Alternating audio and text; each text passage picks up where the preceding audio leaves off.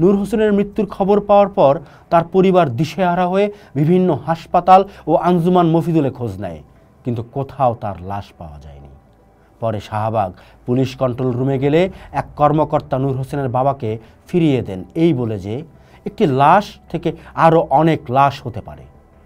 অবশেষে তারা জুরাইন কবরস্থানে নূর হোসেনের লাশ দাফন করার কথা জানতে পারেন। কবর খোদকদের কাছ থেকে জানা যায় একটি লাশের বুকে পিঠে লেখা ছিল, যা কেরোসিন দিয়ে তোলার চেষ্টা করেও পুরোপুরি তোলা যায়নি। সেই লেখার সূত্র ধরেই লাশটিকে শনাক্ত করা সম্ভব হয়েছিল, যে লাশ ছিল শহীদ নূর হোসেনের লাশ। ভাগ্যের চাকা ঘোরাতে দক্ষিণের শহর পিরোজপুরের মঠবাড়িয়ার ঝাটবনিয়া গ্রাম থেকে ঢাকা শহরে এসেছিলেন মুজিবুর রহমান। তিনি যেদিন লঞ্চে চড়ে ঢাকায় এসেছিলেন, দিনটি ছিল ঐতিহাসিক, 1952 সালের 21শে ফেব্রুয়ারি। তিনি হয়তো জানতেন না, তার ঢাকায় পা রাখার দিনটির মতোই একদিন তিনি ইতিহাসের এক গুরুত্বপূর্ণ অধ্যায়ের সাক্ষী হয়ে উঠবেন। ঢাকার জীবনে মুজিবুর রহমান বিভিন্ন সময় হোস্টেলে মশলা পেশার কাজ, বাবুর্চির কাজ এবং পরবর্তীতে রিক্সা ও বেবি ট্যাক্সি চালিয়ে জীবিকা নির্বাহ করেছেন। 50 ও 60-এর দশকে তিনি ঢাকার রাজনৈতিক উত্থান পতনের একজন প্রত্যক্ষদর্শী ছিলেন। 1954 সালের যুক্তফ্রন্ট নির্বাচনের সময় শেরেবাংলা ফজলুল হক, শহীদ সোহরাওয়ার্দী এবং বঙ্গবন্ধু শেখ মুজিবুর রহমানের সঙ্গে কর্মর্দনের সুযোগ হয়েছিল তার। 1969 সাল গণঅভ্যুত্থান, 70-এর নির্বাচন এবং 71-এর মহান মুক্তিযুদ্ধের পুরোটা সময় তিনি ঢাকাতেই ছিলেন। ইতিহাসের এক নীরব সাক্ষী একদিন নিজেই হয়ে উঠেছিলেন ইতিহাসের অংশ, তার পুত্র শহীদ নূর হোসেনের পিতা হিসেবে। তারপর ধরেন জাওয়াদ, সে তার স্কুল জীবনে বারবার চমকে উঠত। একটা সাদা কালো ছবি, ছিপছিপে গরনের শ্যামলা মানুষ, বুকে পিঠে স্লোগান লেখা। এ অন্য কেউ নয়, তারই পূর্বসূরির বর্ণনা। তার রক্তে আন্দোলন জ্বালাতো স্লোগান। সে নির্বাক রোমাঞ্চে কেঁপে উঠত। পাঠ্য বইয়ের পাতায় তার একমাত্র নায়ক। মুজিবুর রহমান আর জাওয়াদ একটা সূত্রে বাঁধা পড়ে যান ইতিহাসের পাতায়। যাকে নিয়ে আমরা কথা বলছি, তিনি আমাদের অগ্নিপুরুষ, মিছিলের মুখ শহীদ নূর হোসেন। স্বৈরাচার নিপাত যাক, গণতন্ত্র মুক্তি পাক, লিখে রাস্তায় নামা মানুষ, আমাদের সাহসের উৎস। 1987 সালে 10ই নভেম্বর স্বৈরাচার এরশাদের পেটোয়া পুলিশের গুলিতে শহীদ নূর হোসেন। নূর হোসেন ছিলেন মুজিবুর রহমানের দ্বিতীয় সন্তান। ঢাকার বনগ্রামের এক শ্রমজীবী পরিবারে বেড়ে ওঠা টকবগে এই যুবক গাড়ি চালানোর প্রশিক্ষণও নিয়েছিলেন নিজের জীবন চালাতে। 1982 সাল 24শে মার্চ এক সামরিক অভ্যুত্থানের মাধ্যমে রাষ্ট্র ক্ষমতা দখল করেন তৎকালীন সেনাপ্রধান লেফটেন্যান্ট জেনারেল হোসেন মোহাম্মদ এরশাদ। তার এই পদক্ষেপ বাংলাদেশের গণতন্ত্রকে বাধাগ্রস্ত করে এবং দীর্ঘ স্বৈর শাসনের সূচনা করে। 1987 সাল নাগাদ এরশাদ বিরোধী আন্দোলন ভীষণভাবে মোড় নেয়। আওয়ামী লীগের নেতৃত্বাধীন 8 দলীয় জোট এবং বিএনপির নেতৃত্বাধীন 7 দলীয় জোট একযোগে এরশাদ সরকারের পতনের দাবিতে আন্দোলন শুরু করে। তাদের প্রধান দাবি ছিল একটি, নির্দলীয় নিরপেক্ষ তত্ত্বাবধায়ক সরকারের অধীনে জাতীয় সংসদ নির্বাচন অনুষ্ঠান করা। এই আন্দোলনের অংশ হিসেবেই 1987 সালের 10ই নভেম্বর ঢাকায় সচিবালয় ঘেরাও কর্মসূচির ডাক দেওয়া হয়, যা ঢাকা অবরোধ কর্মসূচি হিসেবে পরিচিতি লাভ করে। এই কর্মসূচির উদ্দেশ্য ছিল সরকারের প্রশাসনিক কেন্দ্রকে অচল করে অবিলম্বে পদত্যাগে বাধ্য করা। এই উত্তাল সময়ে এক ব্যতিক্রমী প্রতিবাদের ভাষা নিয়ে হাজির হন নূর হোসেন।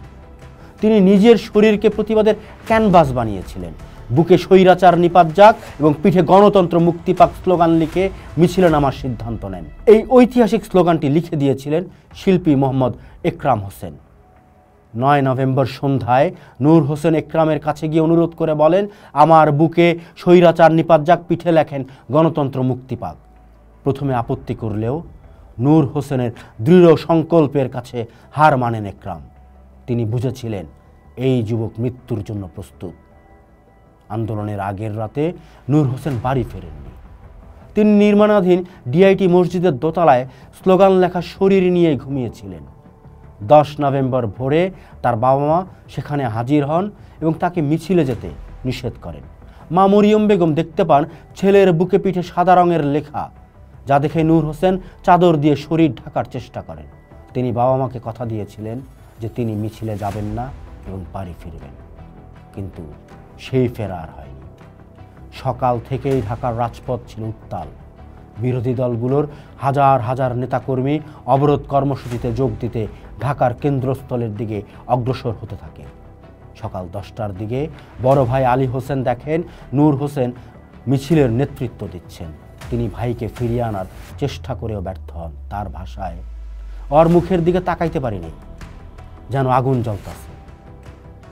বিরোধী দলগুলোর মিছিলটি যখন ঢাকার 0 পয়েন্টের বর্তমান শহীদ নূর হোসেন স্কয়ারের কাছে পৌঁছায়, তখন পুলিশি বাধার মুখে পড়ে। মিছিল ছত্রভঙ্গ করতে পুলিশ লাঠিচার্জ, কাঁদানে গ্যাস এবং নির্বিচারে গুলি চালায়। এই গুলিতে লুটিয়ে পড়েন শহীদ নূর হোসেন। তার সাথে সেদিন আরও 2 জন, নুরুল হুদা বাবুল এবং ক্ষেত মজুর নেতা আমিরুল হুদা টিটো শহীদ হন। আলোকচিত্র শিল্পী দিনু আলম এবং পাভেল রহমান মৃত্যু কিছুক্ষণ আগে নূর হোসেনের ঐতিহাসিক ছবিগুলো ক্যামেরাবন্দি করেন, যা পরবর্তীতে স্বৈরাচার বিরোধী আন্দোলনের প্রতীকে পরিণত হয়। নূর হোসেনের মৃত্যুর খবর পাওয়ার পর তার পরিবার দিশেহারা হয়ে বিভিন্ন হাসপাতাল ও আঞ্জুমান মফিদুলে খোঁজ নেয়, কিন্তু কোথাও তার লাশ পাওয়া যায়নি। পরে শাহবাগ পুলিশ কন্ট্রোল রুমে গেলে এক কর্মকর্তা নূর হোসেনের বাবাকে ফিরিয়ে দেন এই বলে যে একটি লাশ থেকে আরও অনেক লাশ হতে পারে। অবশেষে তারা জুরাইন কবরস্থানে নূর হোসেনের লাশ দাফন করার কথা জানতে পারেন। কবর খোদকদের কাছ থেকে জানা যায় একটি লাশের বুকে পিঠে লেখা ছিল, যা কেরোসিন দিয়ে তোলার চেষ্টা করেও পুরোপুরি তোলা যায়নি। সেই লেখার সূত্র ধরেই লাশটিকে শনাক্ত করা সম্ভব হয়েছিল, যে লাশ ছিল শহীদ নূর হোসেনের লাশ। অনেক দিন পর কবি শামসুর রহমান এবং মতিউর রহমানের সম্পাদনায় একটি বই বের হয় শহীদ নূর হোসেন নামে। সেই বই থেকে কিছু অংশ আপনাদেরকে পড়ে শোনাচ্ছি। নূর হোসেনের মৃত্যুর মাত্র 17 দিন পর তার বৃদ্ধ পিতার সাথে পরিচয় হয় মতিউর রহমান। এই পরিচয়কে আকস্মিক ও বেদনাদায়ক আখ্যা দিয়ে তিনি লিখেছেন, 28 নভেম্বর 1987 ওয়ারি থেকে বেবি ট্যাক্সিতে করে মণিপুরি পাড়ায় শিল্পী কামরুল হাসানের বাসা হয়ে বংশালের দিকে রওনা দিয়েছি। বেবি ট্যাক্সি ইন্দিরা রোড হয়ে ফার্ম গেটের দিকে যাচ্ছে। এমন সময় বৃদ্ধ ট্যাক্সি চালক চকিত পিছন ফিরে বললেন, আমি আপনাকে চিনি, আপনি পত্রিকার লোক, আর আমি শহীদ নূর হোসেনের বাবা। তার কথায় আমি চমকে উঠলাম। নূর হোসেনের বাবার নাম মুজিবুর রহমান। ওই সময় তার বয়স ছিল 60। পেশায় ছিলেন বেবি ট্যাক্সি চালক। এমন এক শ্রমজীবী পরিবার থেকে উঠে আসেন নূর হোসেন। 5 ভাই বোনের মধ্যে তিনি দ্বিতীয়। সবার ছোট এক বোন কোনো না কোনো পেশায় যুক্ত ছিলেন প্রত্যেকে। কেউ মিনিবাসের চালক, কেউ বাস চালকের সহকারী, কেউ লেদ মিস্ত্রি। নূর হোসেনও গাড়ি চালানোর প্রশিক্ষণ নিয়েছিলেন। 24 বছরের টকবগে এই যুবক পরিবারের সদস্যদের সঙ্গেই থাকতেন ঢাকার বনগ্রামে। নূর হোসেন 38 বছর আগে প্রাণ দিয়েছিলেন গণতন্ত্রের মুক্তির জন্য। গণতন্ত্র কি মুক্তি পেয়েছে? আবার তো দেখা দিয়েছিল ফ্যাসিবাদী স্বৈরাচার। তাই 14 মাস আগে প্রাণ দিতে হয়েছে আবু সাইদ সহ অনেককেই। গণতন্ত্র কি মুক্তি পাবে? আমাদের রাজনৈতিক দলগুলো কি এমন প্রাণের মূল্য দিতে জানে? নূর হোসেনের আত্মত্যাগ বৃথা যায়নি। নূর হোসেনের আত্মত্যাগ স্বৈরাচার বিরোধী আন্দোলনকে অপ্রতিরোধ্য করে তুলেছিল এবং যার ধারাবাহিকতায় 1990 সালের 6 ডিসেম্বর স্বৈরশাসক এরশাদের পতন ঘটে। যুগ যুগ ধরে নূর হোসেনরা দেশের জন্য, গণতন্ত্রের জন্য নিজেদের জীবন উৎসর্গ করে এসেছেন।